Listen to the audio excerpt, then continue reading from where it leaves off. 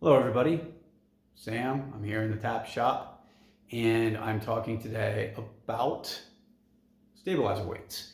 Specifically, stabilizer weights that become too tight on your stabilizer to easily remove with a simple tool like an Allen wrench or something along those lines. A T-handle Allen wrench is commonly used, but sometimes the weights are so tight that it doesn't work. Holding the stabilizer in hand, trying to loosen. I've gotten a lot of calls over the years from people asking what they can do. How can I get these things off? And really there are a couple simple tricks that will allow you to get the weights removed. Why do they become this tight? Well, sometimes it's over tightening by the user. Sometimes it's a combination of that along with environmental conditions. Sometimes it's just the fact that these materials tend to seize up together. And that's just the nature of the beast when it comes to this kind of product. It's not exclusive to our product. It happens with a variety of brands out there. So this can apply not just to tap stabilizers, but any other brand that you might have. Take note, this is the way to get them removed. So when you have them too tight, you find that you're putting a wrench in there, you can't rotate them out. You can't rotate the screw that holds them in place. Now there are different types of weight stack systems on the market. You can see here ours uses a button head screw to hold in place smooth, non-threaded weights. And I think this is a really great system.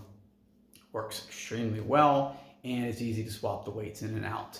So that's what I'll be showing you here. If you have a socket set screw system that has threaded weights, the same thing will apply.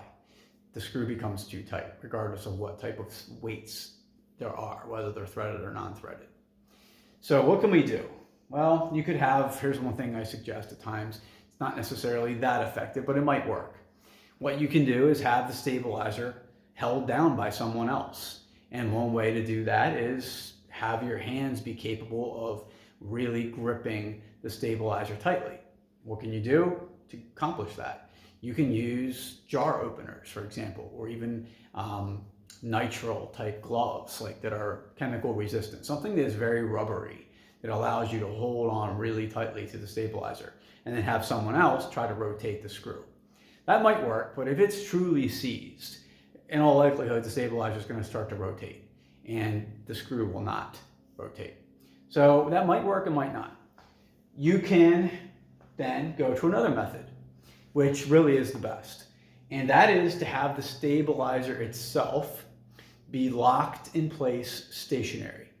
Now, how can you achieve that? What I have set up here is something not everyone may be able to get access to in their home, but this is what I often will use to do work on products, and I found that it is very effective for this too.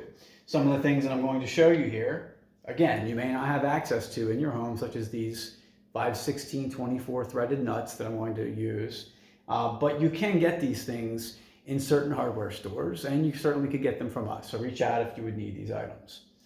So what I'll start with here is showing you how to lock the stabilizer so it is stationary. Just an FYI, this could be done with a bow as well as the point of contact. Now, the bow would have to be locked in place. The bow would have to be held securely down so that it couldn't move and that it was going to stay very stable. You could do what I often do and put wood blocks in place here. Set your bow in such a way so that the blocks are pressing against the limb pockets. That's a strong point. You don't want to over tighten it obviously, but you want the bow to be stationary. You could do that. Those wood blocks will prevent the bow from being marred in any way. I've done it hundreds of times. It works great. But I prefer to have the stabilizer off. So that's my choice. That's my preferred method. So what I'm going to do here to accomplish this is take two individual jam nuts, and they are 5/16/24 count thread. So if you're looking for something like this, that's what you need to get. And I'm going to thread these nuts down all the way to the base of the stabilizer outsert. So you don't have much thread left at this point. Not a cause for concern, because you are not going to need to have a lot of thread available. You're not pushing down on the stabilizer. You're not trying to use the stabilizer to loosen anything. So you're not gonna have to worry about those threads stripping out or bending the screw or anything like that. all you're going to be doing is rotating the stabilizer. So after those nuts are in place, now they're both independently loose of each other still. We'll take the stabilizer and rotate it in. That's as far as the stabilizer will actually go at this point. It's bumping into one of the nuts. And that's a good place for me to lock it down. Got a wrench here. You can see it's a pretty narrow width wrench, 1/2 inch. I have some other 1/2 inch wrenches here. I'll show you some of these and compare. So this one, as you can see here, it's kind of a, there we go. I don't know if it's that focused, but you can see that this is considerably more narrow than this one. This one is a little bit too thick to accomplish what I want here. So I have this more narrow wrench. So first, we're going to take the screw, the nut that is furthest up away from the stabilizer, and I'm going to lock that down against this piece. Now this is a female threaded, from an old stabilizer, female threaded 5/16/24 item that I've locked in place on this metal bar. So I have this little jig. We'll lock that nut really tight against that piece. Now the other nut is still a little bit loose. We're going to lock that one in against the next nut above it there. So the two nuts then are actually locked into each other.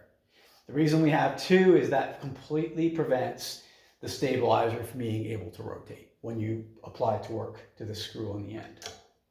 So everything is really tight here. Screw against there, through that female threaded outsert. Then we have nut tightening against that outsert. We have nut tightening against the other nut. Everything is incapable of moving at this point. Then you take the tool that really does the trick. This is it's only a 1/4 inch drive. It's not a very big socket wrench, but it is certainly capable of far more torque than your T-handle wrenches or your typical small Allen keys. They are not capable of getting enough. Now, if you don't have something like that, you could say put in a regular Allen wrench here and then add a lever if needed to get some additional torque. Sure, you could do that, but I prefer just to use the socket wrench. It has the 3/16 bit that's needed to drive these button head screws. Okay, so we have everything that we need for that. Let's make sure this is in loosening mode. Okay, so what we're going to do then is just rotate this screw. And the stabilizer is unable to move. Doesn't matter how tight that screw is. It is not going to be able to supersede the hold that you have here. That screw is going to come loose. Maybe it's so tight you need a lever on this thing. So be it. You will get this screw to come out though. So you rotate it, boom, screw's loose, and then you can hand remove the button head screw, or if you have a socket set screw, whatever it might be, in your stabilizer. These do not need to be overly tightened, just tight enough that you're confident that they will not come loose over time. Even then, I've had people tell me, hey, all I did was pretty gingerly hand tighten it, and it still seized up over time. Yep, that can happen.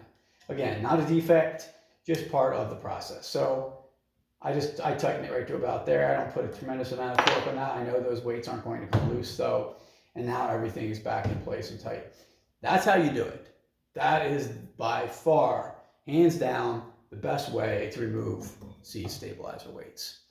Take care, everybody. Stay tapped out. If you have questions, reach out. sam@titaniumarcheryproducts.com. You can call or text. Honestly, that's the better method, or better methods, is calling or texting. Area code 717-814-9169. I handle tap work calls 9 a.m. to 5 p.m. Eastern, weekdays. So that is Monday through Friday. If I do not answer a call, send a text, I will certainly get back to you as soon as possible. Thanks a lot. Take care.